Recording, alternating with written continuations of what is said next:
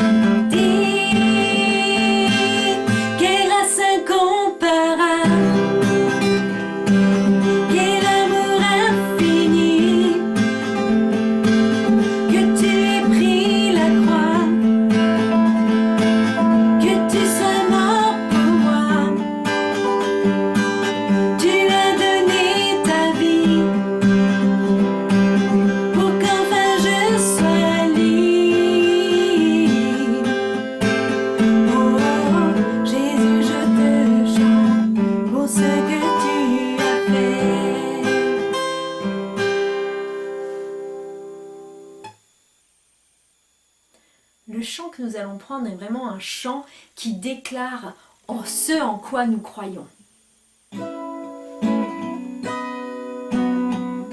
Notre Père éternel, toi qui as tout créé, Dieu tout-puissant, c'est par ton Saint-Esprit que Jésus fut conçu, Christ notre Sauveur.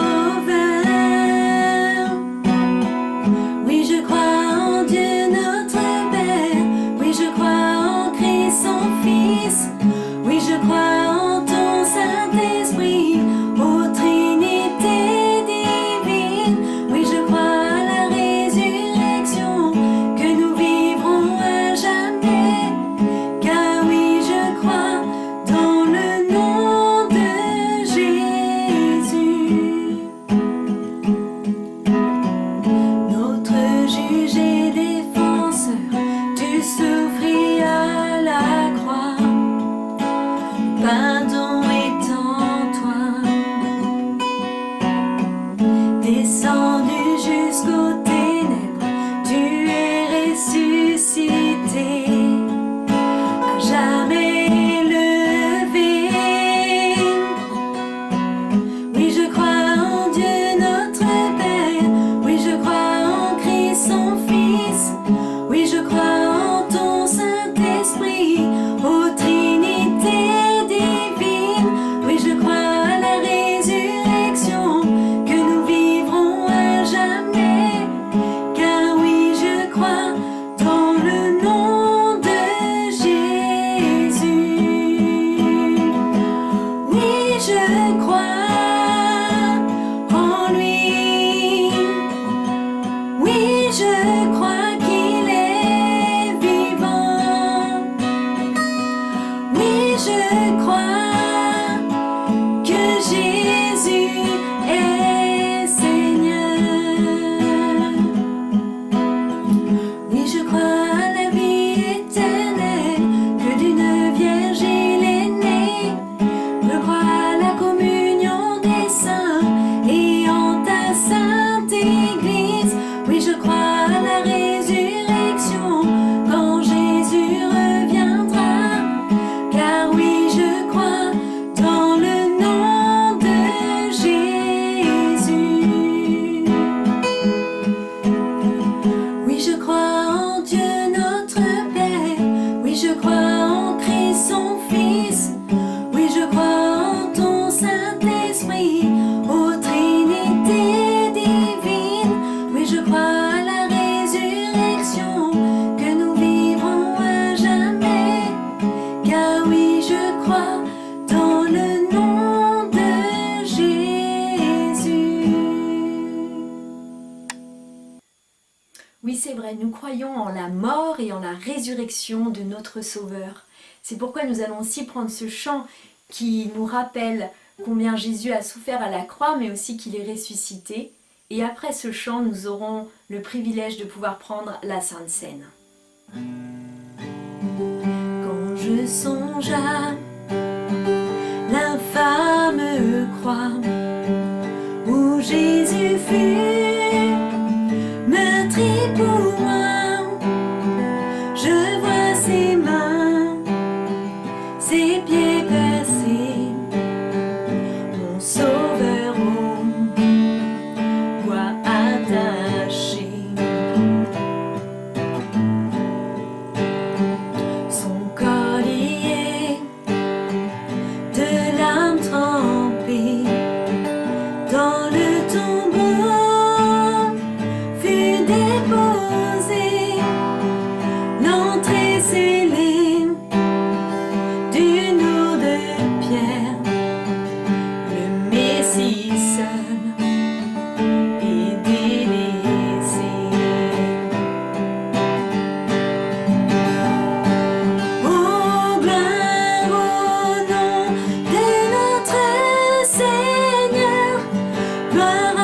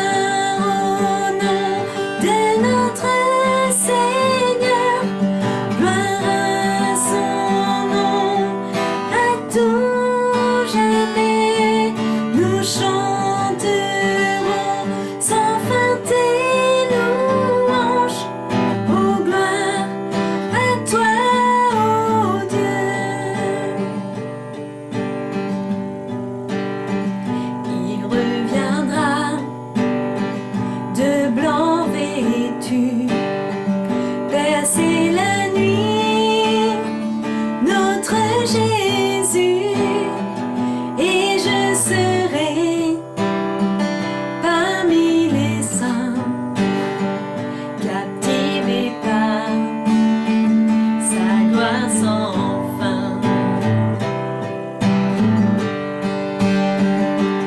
Oh, gloire au nom de notre Seigneur, gloire à son nom, à tout jamais, nous chanterons sans fin tes louanges. Oh, gloire à toi, ô Dieu. Oh, gloire à toi, ô Dieu. Oh, gloire à toi, ô Dieu. Pendant que nous sommes dans ce temps d'adoration, eh bien, nous voulons maintenant partager le repas du Seigneur. Et si ce repas est pris d'habitude lorsque l'assemblée est réunie dans un seul lieu, eh bien, nous avons fait le choix, avec le conseil, de vouloir continuer à affirmer en prenant le pain et le vin que nous appartenons au corps de Christ, au corps de l'Église locale, mais un corps plus large, celui de l'Église de Christ, qui est réparti en tout lieu. Et pour nourrir notre pensée, eh bien, j'aimerais prendre le texte que l'on trouve dans 1 Corinthiens, au chapitre 10, versets 16 et 17. Pensez à la coupe de la Seine pour laquelle nous remercions Dieu lorsque nous en buvons. Ne nous met-elle pas en communion avec le sang du Christ? Et le pain que nous rompons lorsque nous en mangeons, ne nous met-il pas en communion avec le corps du Christ? Il y a un seul pain. Aussi, bien que nous soyons nombreux, nous formons un seul corps, car nous avons tous part au même pain. Ainsi, en prenant le pain et le vin que nous allons prendre, nous voulons affirmer l'unité dans laquelle nous nous trouvons. Bien que dispersés et confinés chacun dans nos maisons, eh bien, nous voulons affirmer que nous ne formons qu'un corps. Ce texte nous parle d'unité au cours du moment où nous partageons la Sainte Seine. Cette unité, nous la trouvons par notre adhésion, par ce que Christ a fait pour nous. Et au cours du moment que nous allons prendre, eh bien, nous voulons affirmer que notre salut et que notre espérance ne se trouvent que dans la mort et la résurrection de Jésus-Christ, que nous n'avons pas placé notre espérance en nous-mêmes, mais que cette espérance, nous la plaçons dans Dieu qui nous a justifiés. Ainsi, ce temps de partage de la Seine devient aujourd'hui un geste qui affirme la grâce dont nous sommes bénéficiaires. En prenant ce pain, eh bien, nous confessons que notre espérance n'est pas dans nos œuvres, mais dans l'œuvre que le Christ a accomplie pour moi. En prenant cette coupe, nous voulons affirmer que nous trouvons notre vie non pas dans ce temps présent uniquement, mais nous le trouvons aussi dans celui qui est mort, mais qui est ressuscité et qui, par sa résurrection, nous conduit à la véritable vie. Ce pain, nous ne le prenons pas seul, comme le dit ce texte. Ce texte nous affirme que ce pain, bien que ne formant qu'un seul pain, vient de différents milieux, qu'il forme une unité. Eh bien, nous voulons aussi affirmer au cours de la Sainte Seine que cette espérance, nous ne la portons pas seule, mais nous la portons avec tous les frères et sœurs de notre assemblée, mais de toutes les églises de façon beaucoup plus large. Et c'est pourquoi j'aimerais vous demander, en signe d'unité, à la fin de ce culte, de prendre 5-10 minutes pour pouvoir appeler un frère ou une sœur, pour pouvoir prendre de ses nouvelles, pouvoir vous encourager, pouvoir peut-être prier les uns avec les autres, afin que nous puissions affirmer de façon concrète et solidaire notre foi commune dans l'œuvre que le Christ a accomplie pour nous. Si votre espérance se trouve dans le Christ qui est mort pour vous, eh bien, je vous invite à prendre ce pain.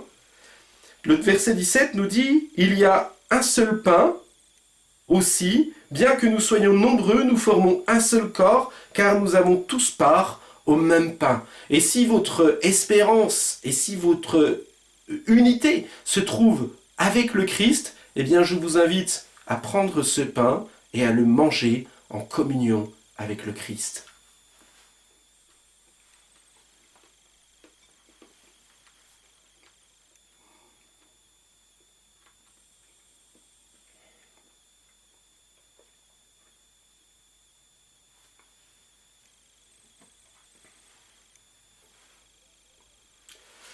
Cette coupe est le signe de l'alliance que le Christ a dressée avec son Église. Alliance qui nous affirme que de la même façon que le Christ a souffert, qu'il est mort et qu'il est ressuscité, que lorsque nous adhérons nous-mêmes, en acceptant de mourir à nous-mêmes, eh bien que nous ressusciterons aussi avec le Christ lorsqu'il viendra nous rechercher. Cette coupe est un signe d'espérance, que nous puissions vraiment placer toute notre espérance dans ce Dieu. Et si cela, c'est ce que tu as fait, eh bien je t'invite à prendre cette coupe et à boire.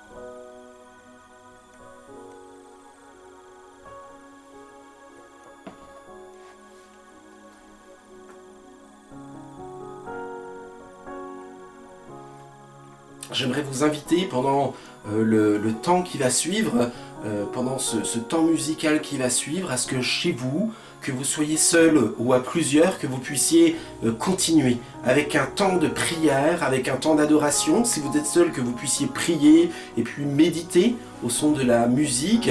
Et puis si vous êtes plusieurs, j'aimerais vraiment inviter toutes celles et tous ceux qui se trouvent devant cet écran à ce que vous puissiez prier ensemble pour encore là affirmer notre unité autour de notre Seigneur. Seigneur notre Dieu, nous te remercions pour ces moments que nous pouvons prendre par la Sainte Seine, pour cette parole de grâce que nous affirmons en parole, mais aussi en œuvre, parole qui nous affirme que tu es mort pour nous, mais aussi que tu es ressuscité. Et de la même façon, si nous acceptons de mourir à nous-mêmes, eh bien tu nous affirmes qu'un jour nous vivrons avec toi et nous voulons te bénir pour cette espérance, qui n'est pas une petite espérance.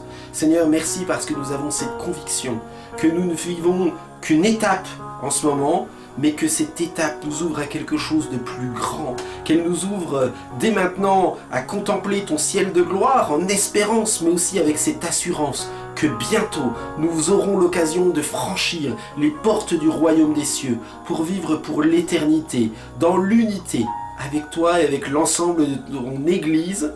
C'est là notre plus grande joie et nous voulons vraiment te bénir et te remercier.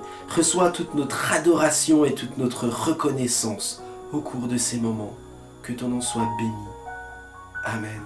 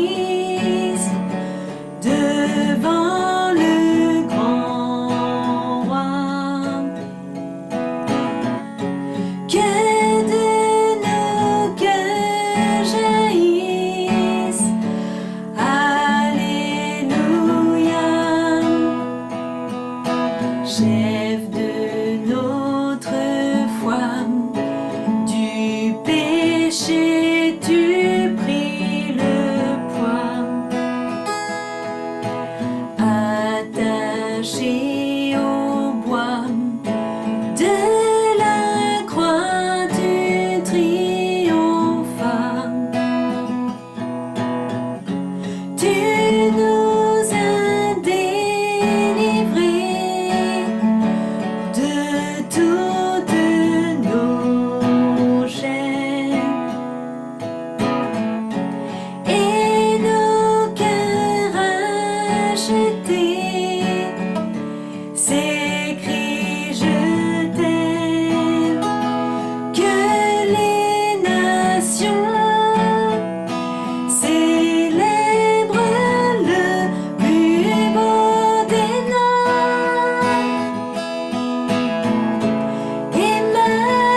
Emmanuel, Dieu avec nous, trésor du ciel, tu vis en nous, reçois l'hommage et la louange de nos cœurs.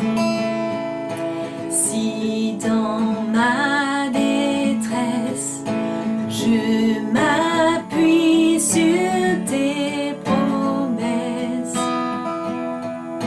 je serai sans cesse dans la paix, l'allégresse.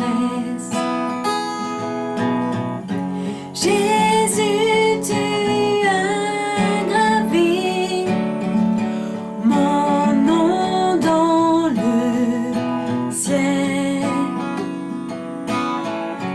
Oh, que je sois trouvé toujours fidèle, que tout en moi célèbre mon Sauveur, mon roi.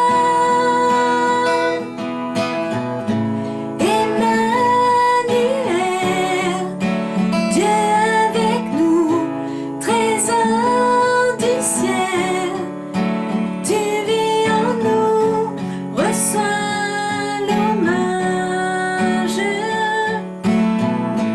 et la louange de nos cœurs.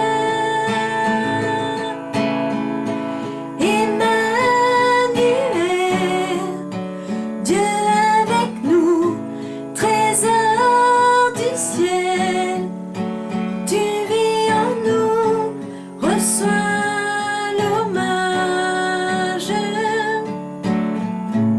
et la louange de nos cœurs.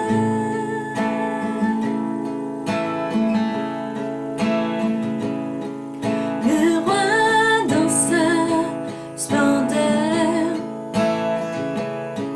vêtu de majesté, la terre se réjouit, la terre se réjouit. Il est paré d'éclats, la nuit essaie de fuir au son de sa voix, au son de sa voix. Oh Dieu, tu es grand, nous chantons, oh Dieu, tu es grand, et tous verront, oh Dieu, combien tu es grand.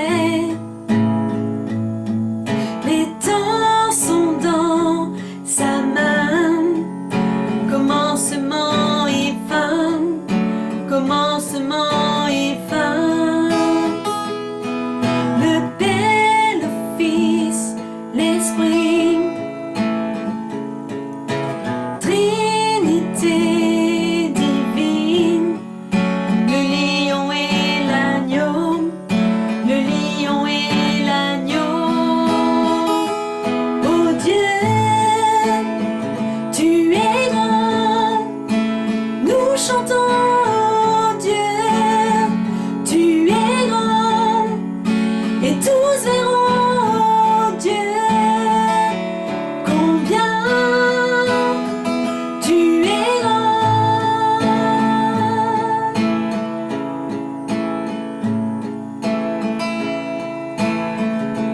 Oh Dieu, tu es grand, nous chantons Dieu, tu es grand, et tous verront Dieu, combien tu es grand.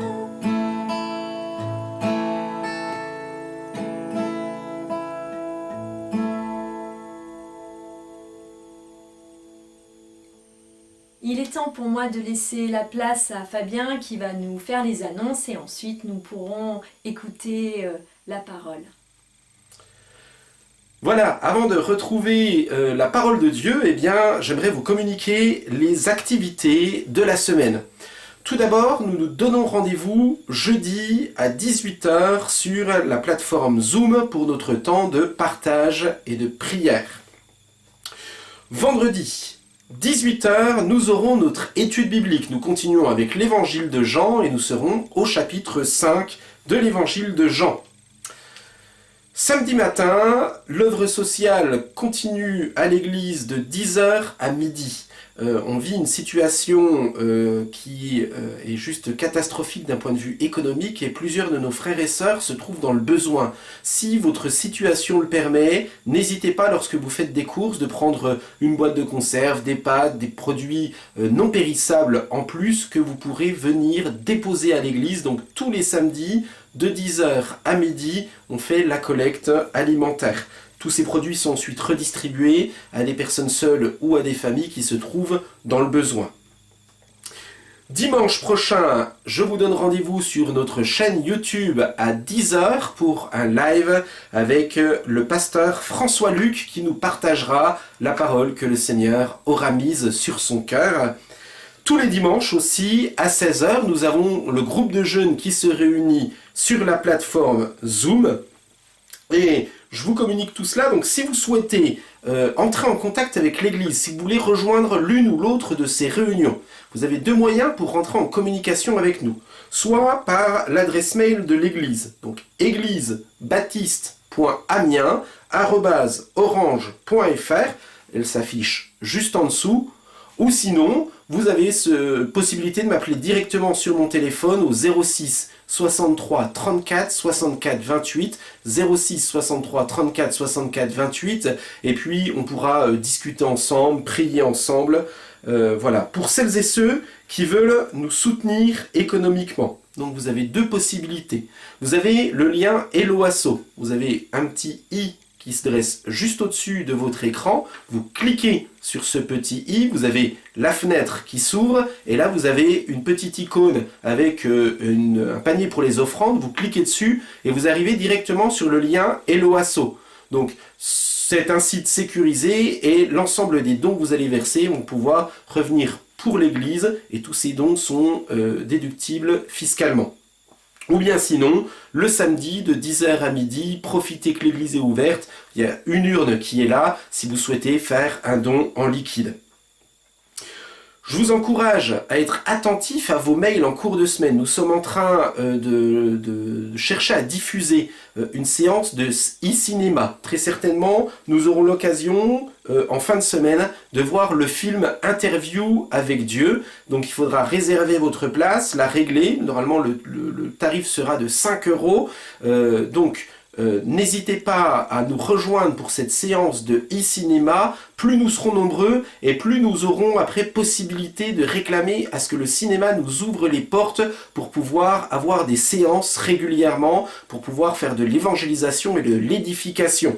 Donc, suivez vos mails, sans doute fin de semaine, donc il y aura un lien pour vous inscrire à la séance avec Interview avec Dieu. C'est un film qui est là pour nous amener à suivre une personne qui va à la recherche de Dieu et nous montrer comment ça se fait. À la fin de ce film, il y aura un live où j'aurai sans doute une autre personne avec moi pour avoir l'occasion de débattre, d'échanger. Donc vraiment profiter de ces moments, communiquer un maximum autour de ce film qui aura l'occasion d'être projeté. Enfin, si vous aimez ce que nous faisons, n'hésitez pas à lâcher un pouce sur cette vidéo et mieux à vous abonner à notre chaîne pour avoir, dès qu'on aura l'occasion de diffuser des vidéos, d'avoir la primauté, d'avoir l'ensemble de nos vidéos. J'aimerais vous inviter à prier afin que nous allions, avant de prendre ce temps avec la parole de Dieu. Seigneur notre Dieu, on te remercie pour la vitalité qu'il y a dans notre Église. On te remercie parce que malgré ce temps de confinement, nous avons continué chacune de nos activités et nous continuons aussi à nous orienter vers des activités nouvelles. Et on veut vraiment te bénir pour cette vitalité. On veut te bénir aussi parce que tout cela se fait par le don des uns et des autres, que ce soit les dons financiers ou bien l'investissement que chacun peut apporter. Nous voulons vraiment te bénir, Seigneur, pour cela. Donne-nous vraiment, Seigneur, ce respect et cet amour pour ton Église, pour pouvoir la chérir et en prendre soin. Cet amour, Seigneur, nous l'appuisons aussi dans ta parole. Nous voulons vraiment, Seigneur, que ta parole vienne encore nous interpeller, nous saisir au cours de ces moments. Seigneur, ta parole nous surprend, elle nous parle, elle est vivante. Donne vraiment que ton esprit atteigne notre cœur pour que nous puissions vraiment la recevoir comme tu veux que nous la recevions. En ton nom, Seigneur, nous avons prié. Amen. Voilà, dans la prière que je viens de formuler, je parlais de dons qui sont offerts. Et l'apôtre Paul, au cours de son ministère, va avoir l'occasion de recevoir des dons de la part d'une église qui lui est chère, qui se trouve dans la ville de Philippe, dans la Grèce antique. Si, au cours des échanges que l'apôtre Paul va avoir avec les différentes églises, il y a régulièrement des sujets de tension, il n'y a pas une seule église avec laquelle il s'entend aussi bien, avec laquelle il y a une telle affinité qu'avec l'église de Philippe. Avec les membres de cette église, il y a une relation profonde, intime, fraternelle, aimable qui va se créer entre l'apôtre Paul et les frères et sœurs de cette église. Il y a un amour profond qui anime l'apôtre Paul pour les frères et sœurs de l'assemblée de cette église de Philippe.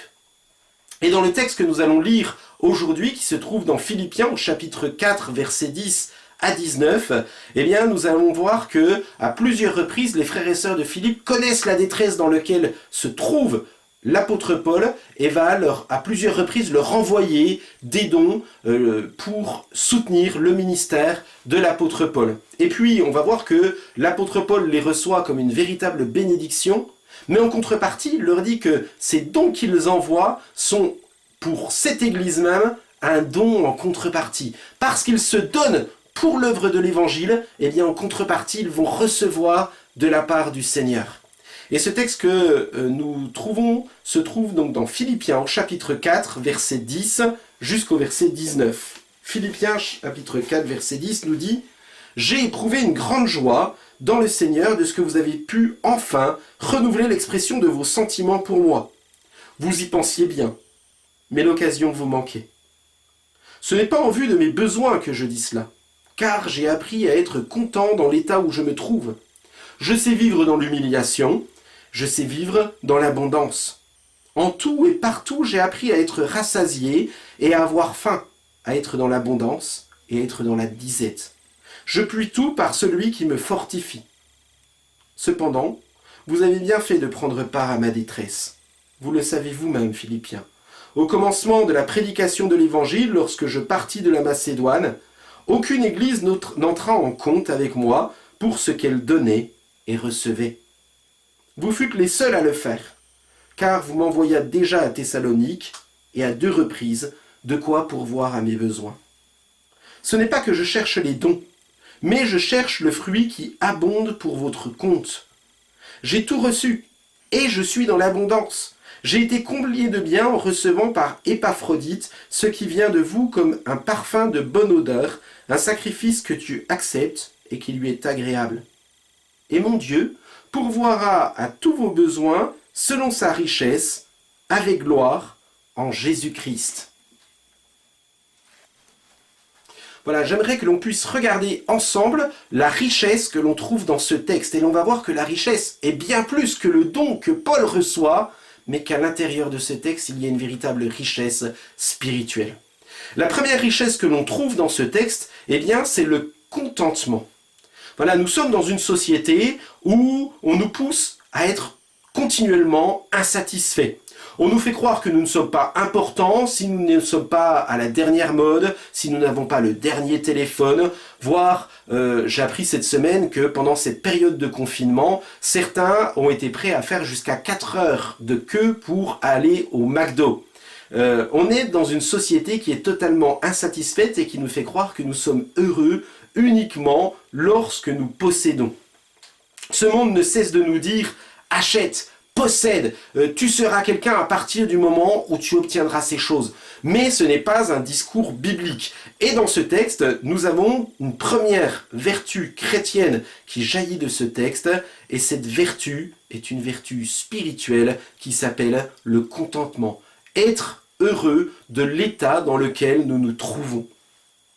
Le contentement de ce que l'on a est une vertu chrétienne et elle s'inscrit dans la logique de l'action de grâce. Le fait d'être reconnaissant de ce que nous avons. Et Paul va abonder en qualificatif pour exprimer la reconnaissance de ce qu'il possède. J'ai appris à être content dans l'état dans lequel je me trouve. Je sais vivre dans l'humiliation, mais je sais aussi vivre dans l'abondance. J'ai appris à être rassasié, mais aussi à avoir faim, à être dans l'abondance et aussi à être dans la disette. Et son action de grâce débute déjà par l'action de grâce pour tout ce que le Seigneur lui a déjà donné. Et je crois que nous devons toujours rester sensibles à cette reconnaissance et à ce contentement qui doit toujours nous animer. Ne pas être dans une recherche de ce que nous ne possédons pas, mais tout d'abord être reconnaissant pour ce que nous possédons. À l'époque, on chantait un cantique qui disait « Compte les bienfaits de Dieu, mets-les tous devant tes yeux et tu verras en adorant combien le nombre en est grand. » Et je pense que c'est cela l'action de grâce. L'action de grâce, c'est être capable de pouvoir compter tout ce que Dieu nous a donné et être satisfait de ce que Dieu nous a donné.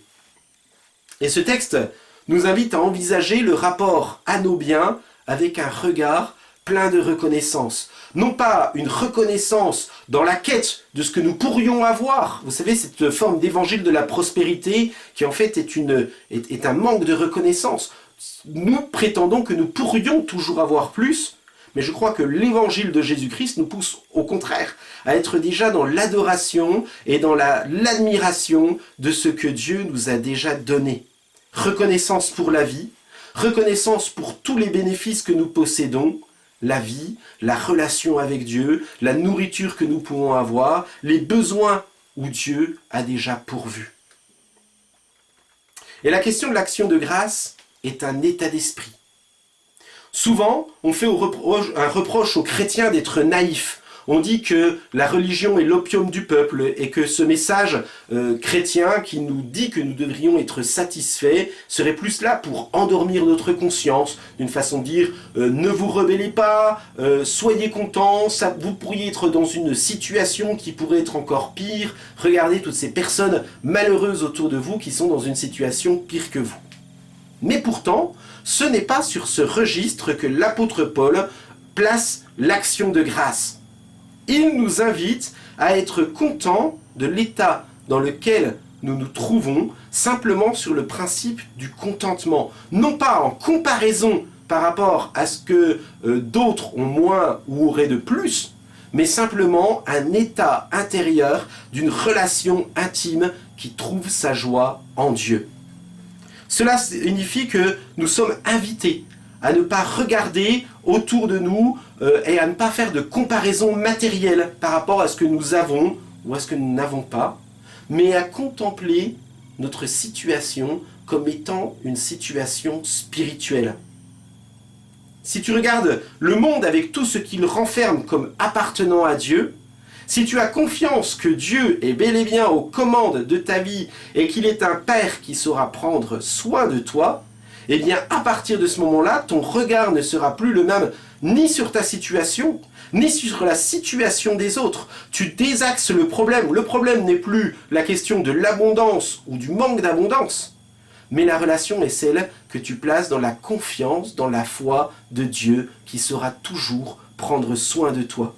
Et tu sauras que Dieu est toujours à tes côtés, que tu sois dans l'abondance ou dans la pauvreté. C'est-à-dire que notre texte nous invite à avoir un regard spirituel sur la situation. Quand je parlais tout à l'heure de ce chant contre les bienfaits de Dieu, je crois qu'il y a là un véritable détachement pour pouvoir admirer, rentrer dans le lieu céleste pour pouvoir contempler ce que Dieu nous a déjà donné.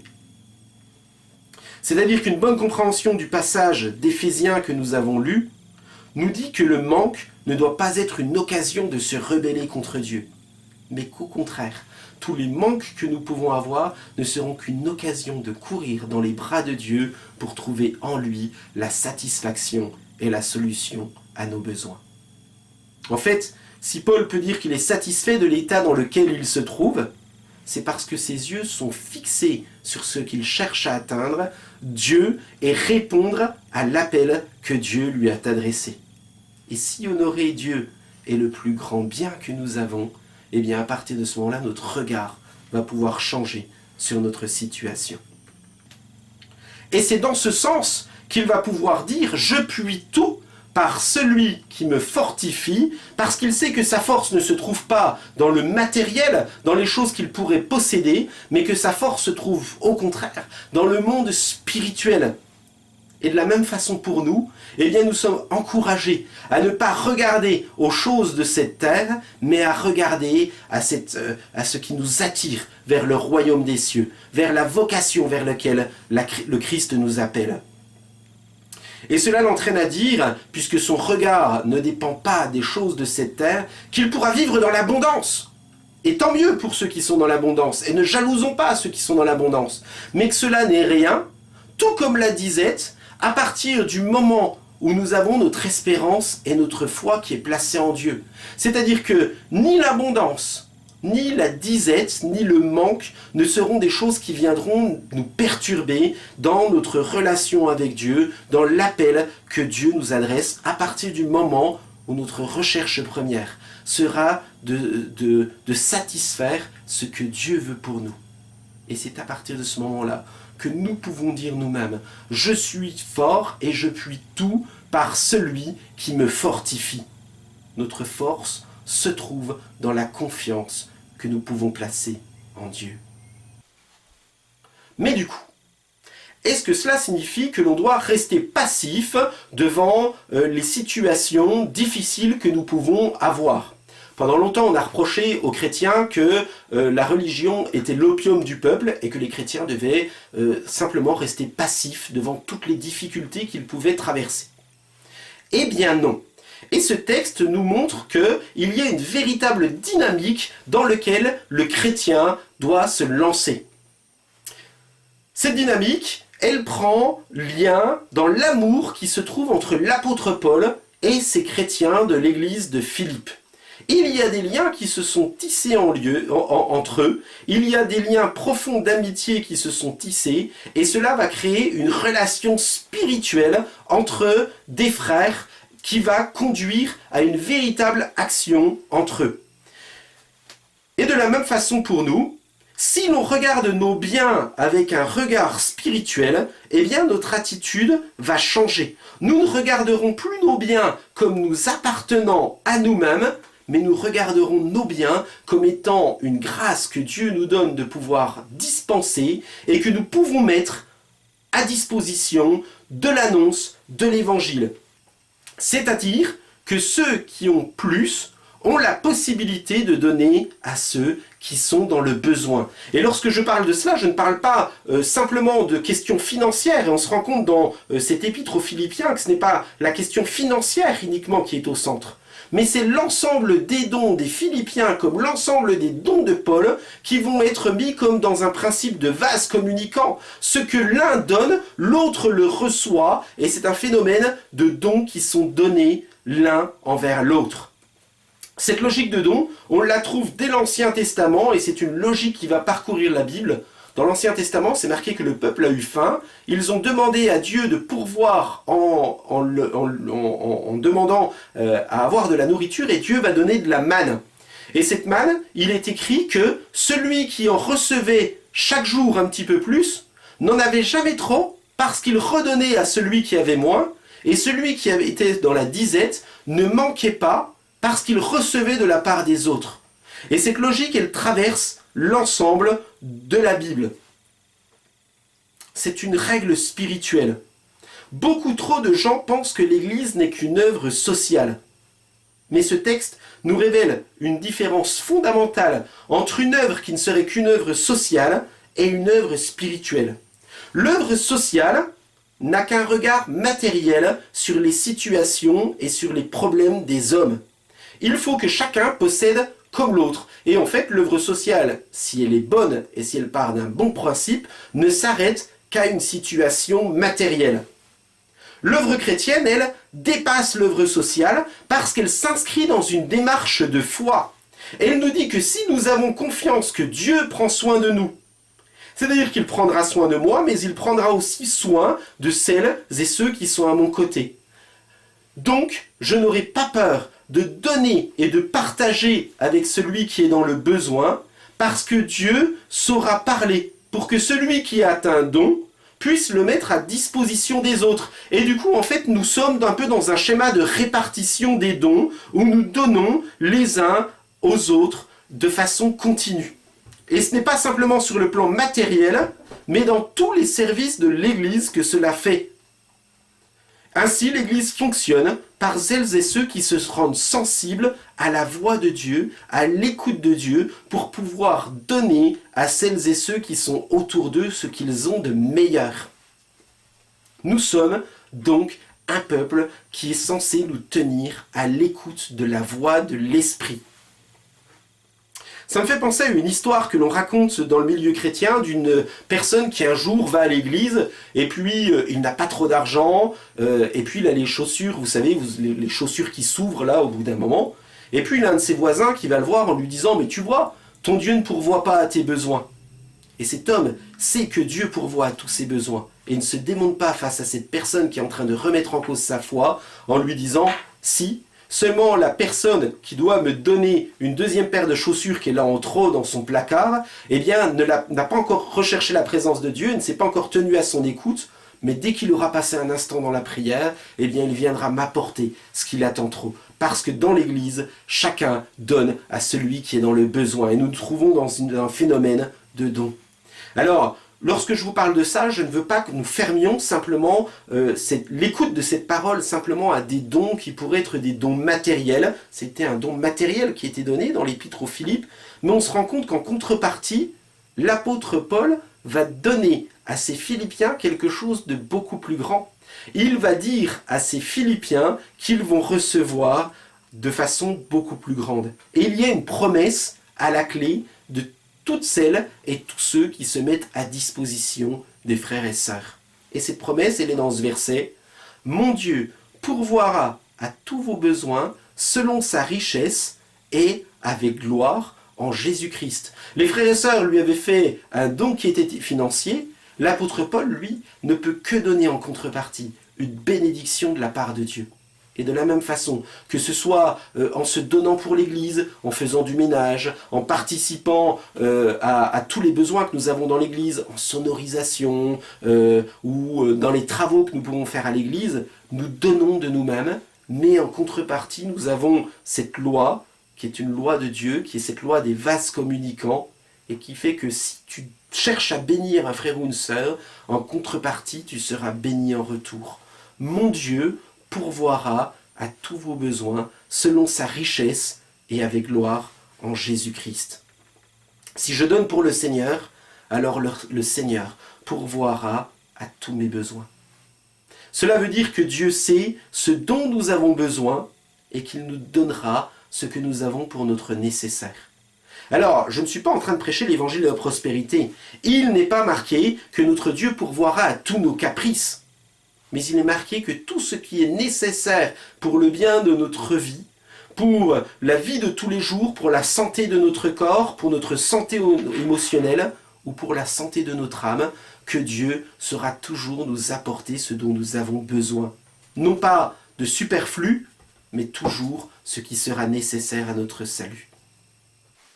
Vous savez, j'ai toujours cherché à servir le Seigneur avec tous les moyens qui étaient à ma disposition. Et puis un jour, je me suis retrouvé dans une situation de disette. J'étais parti donc pour faire la faculté de théologie. Je suis parti par la foi avec la confiance que Dieu pourvoirait à mes besoins. Et puis au bout de quelques mois, je me suis retrouvé avec plus grand chose sur le compte. Et puis j'ai eu l'occasion de demander à un organisme financeur de me payer une année d'études en théologie. Alors, c'était assez risqué parce que la plupart du temps, lorsque l'on demande de payer une année de théologie à cet organisme financeur, la plupart du temps, la réponse est non. Et en fait, le Seigneur m'a fait cette grâce de recevoir une réponse positive. Donc, on m'a payé une année d'études, on m'a payé une partie de ma nourriture pendant l'année où j'étais à la faculté, et chaque mois, on me donnait 400 € pour pouvoir étudier, pour par la suite pouvoir enseigner dans l'église. Et j'ai vu là en fait le Seigneur pouvoir me permettre même de pouvoir mettre de l'argent de côté pour pouvoir financer les études qui allaient pouvoir suivre. Mon Dieu a pourvu à mes besoins selon sa grande richesse et avec gloire en Jésus-Christ, parce que j'ai décidé de lui faire confiance et parce que j'ai décidé de lui donner tout ce que j'avais pour son service, pour le plaisir de pouvoir le servir. Et je crois que ce que j'annonce là n'est pas l'évangile de la prospérité, mais c'est le fait que si nous avons décidé de servir Dieu, si nous avons décidé de rechercher la face de Dieu, eh bien que Dieu saura utiliser les dons qui sont les nôtres pour pouvoir les mettre à contribution de celles et ceux qui sont autour de nous, mais qu'en contrepartie, lorsque nous nous trouverons dans le besoin, eh bien que Dieu saura pourvoir pour que je puisse toujours continuer à le servir. Alors, j'espère vraiment que toutes celles et tous ceux qui sont en train de voir cette vidéo ont vraiment le désir de servir Dieu, le désir de le mettre en premier. Servir Dieu, c'est pas être pasteur, mais c'est se tenir à l'écoute de ce que Dieu veut pour lui, dans la prière, soutenir les frères et sœurs dans l'assemblée, soutenir celles et ceux qui sont autour de lui. Et si votre désir, c'est cela, eh bien j'ai cette conviction profonde que Dieu saura pourvoir à vos besoins. Alors, comment nouer un petit peu tout ce que je vous ai dit? Eh bien, plusieurs choses se dégagent de notre texte. La première qui traverse l'ensemble de l'épître, c'est celle de l'amour entre membres de l'Église qui transpire à travers tout ce texte. L'épître aux Philippiens nous apprend que nous ne sommes pas simplement des gens qui vont dans un même lieu le dimanche matin ou qui regardent une même vidéo sur YouTube, mais nous sommes appelés à vivre une relation fraternelle, profonde, les uns avec les autres. Je suis appelé à aimer celles et ceux qui sont autour de moi. Et de la même façon que les Philippiens ont eu un amour profond les uns envers les autres, mais aussi envers l'apôtre Paul, eh bien nous sommes appelés à pas simplement nous côtoyer, mais à nous aimer, à tisser une relation profonde les uns avec les autres. L'autre chose, c'est que ce texte nous apprend à placer notre confiance en Dieu, quelle que soit la situation que nous traversons. Que nous soyons dans l'abondance ou que nous soyons dans une situation angoissante ou de disette, en sachant que puisque Dieu est notre Père, eh bien qu'il saura pourvoir à un moment à nos besoins. Enfin, nous pouvons avoir la certitude que si nous appartenons à Dieu, que Dieu non seulement pourvoira à nos besoins, mais que nous serons nous aussi un instrument de bénédiction. Les Philippiens ont été un instrument de bénédiction pour l'apôtre Paul, mais Paul l'a été encore bien plus dans l'annonce de la parole qu'il a pu leur apporter. Nous l'avons vu, la volonté de Dieu, ce n'est pas de répondre à tous nos caprices, mais c'est de nous inscrire dans une relation de confiance. Et lorsque nous sommes dans cette relation de confiance avec Dieu, Dieu saura nous parler pour pouvoir nous montrer le besoin de celles et ceux qui sont autour de nous. Non pas des besoins financiers seulement, ça peut être des questions financières, mais ça peut être aussi simplement le besoin de téléphoner, le besoin de prier, le besoin d'entourer une personne. Et pour ceux qui le ressentent, rendons-nous sensibles à la voix de l'Esprit pour voir la façon dont Dieu peut nous bénir. Je sais que pour moi, une façon dont je peux vous bénir, eh bien, c'est par le partage de la parole. Je vous disais que j'avais fait les études en théologie, et pour moi, pendant ces études, je me disais, mais un jour, j'aurai l'occasion aussi de bénir. Des gens m'ont béni pendant mes études, et en contrepartie, aujourd'hui, je peux bénir par ce moyen. Peut-être que le moyen par lequel tu peux bénir, eh bien, c'est de pouvoir faire des œuvres pour soutenir telle ou telle personne. Ou bien peut-être que aujourd'hui, tu n'as plus la force de pouvoir bénir de cette façon. Eh bien, téléphone à un frère et une sœur, demande-lui de ses nouvelles, invite-le peut-être à l'occasion à venir partager un moment chez toi pour pouvoir passer ce temps de communion fraternelle. Vraiment que notre désir profond soit de bénir. Si nous le voulons, si nous le faisons, eh bien à partir de ce moment-là, nous verrons en contrepartie la bénédiction de Dieu sur notre vie. Et mon Dieu pourvoira à tous vos besoins selon sa richesse et avec gloire en Jésus-Christ. Et lorsque l'apôtre dit ça, il n'a pas d'argent en poche, hormis l'argent qu'il vient de recevoir. Nous pouvons bénir et que notre désir profond soit de bénir celles et ceux qui sont autour de nous. Seigneur notre Dieu, nous voulons vraiment bénir. Bénir, c'est dire le bien que tu le veux, c'est agir selon ce que tu veux. Seigneur, que cela soit notre désir profond. Seigneur, que notre désir soit de rechercher la façon dont nous pourrons bénir celles et ceux qui sont autour de nous. Non pas simplement matériellement, mais Seigneur, de façon spirituelle, par l'amour que nous pourrons avoir les uns pour les autres, par la bienveillance que nous pourrons avoir. Seigneur, vraiment que ce soit ce désir puissant que nous ayons, vraiment de bénir, de faire du bien à celles et ceux qui nous entourent. Merci Seigneur au cours de cette semaine de nous tenir à l'écoute de ce que tu veux pour nous, pour répandre le bien que tu veux. Nous te bénissons encore Seigneur pour tout ce que tu fais pour nous. En ton nom, nous t'avons prié. Amen. Je chanterai de tout cœur les merveilles de mon papa Yahweh qui m'a ôté des ténèbres, qui m'a délivré de tout péché. Je chanterai de tout cœur les merveilles de mon papa Yahweh qui m'a ôté des ténèbres, qui m'a délivré de tout péché. Mon papa est fidèle, il ne m'abandonne jamais.